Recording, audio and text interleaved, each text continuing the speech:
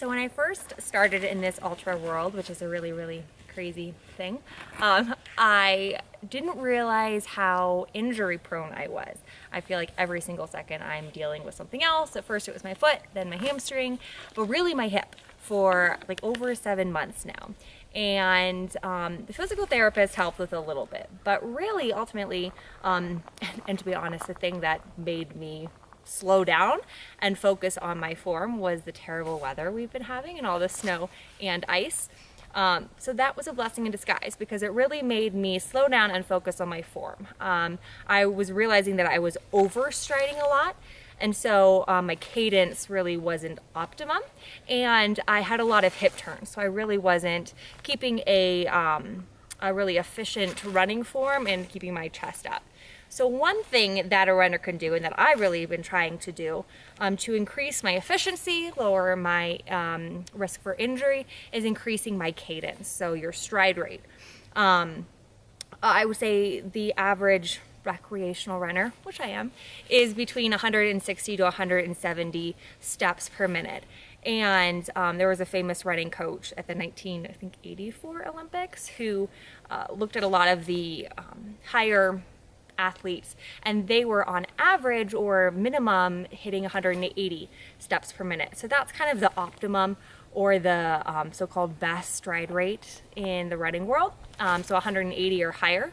So how you can kind of assess where you're at, and how I assessed where I was at, was just run easy, flat for 30 seconds and count one foot. I mean, you could count both, but that's a lot of counting, and I don't like to count. So take 1 foot and see how many times your foot's striking. So let's say it strikes for 40 times, just multiply that by 4. And so your stride rate per minute, it would be 160. So that's on the lower end. So you really want to try and get it up to, 180-ish. That being said, every runner is different, and there's not a perfect or one size fits all. So you do want to make sure you're doing what feels right to you.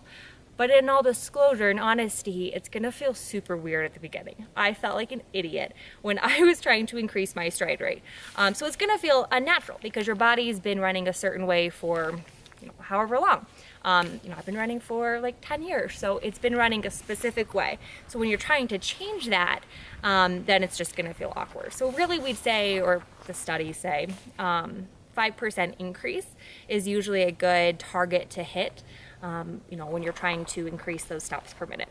So 2 things a higher cadence does is decrease the risk of injury. You're not heel striking primarily, you're striking more on the ball or the middle of your foot, so that force or that impact isn't going to be as hard on your body. Running can be a pretty high impact sport, but if you're doing it efficiently, then hopefully you'll be doing it for a really long time. So it reduces the risk of injury, as well as it really helps with your efficiency and your running economy. Just like having the right RPMs in a car, you're going to get better gas mileage. So as a runner, if you're running really choppy, then you're not going to be really efficient. Your economy is going to be really low. So by increasing that stride, you're not braking, you're just running really smoothly.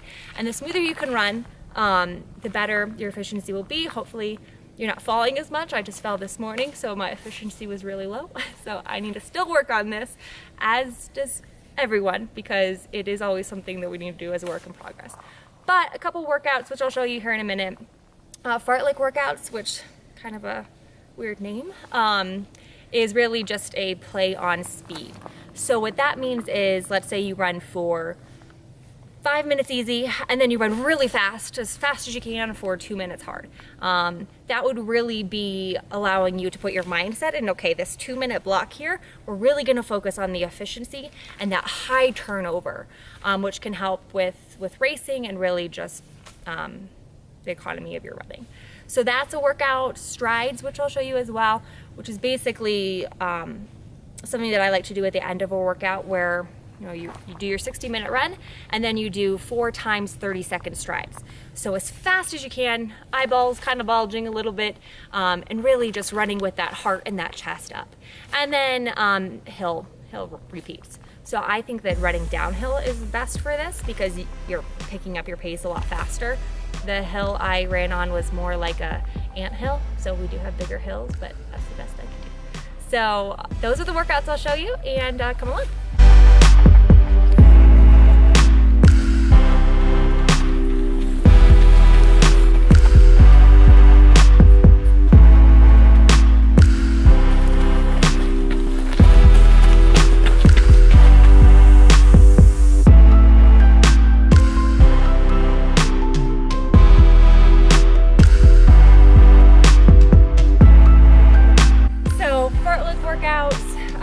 Strides, flat strides, ideally, so you can really pick up that pace and get the maximum foot strides, and hill repeats. So that was a pretty small hill, but big with this. But ultimately, we really want to run with good form because if you're into me, you want to do this sport for a really, really long time. And even though it's fun to run in races, I do it because I really love being outside and seeing what my body can do. So pick up that cadence and have fun.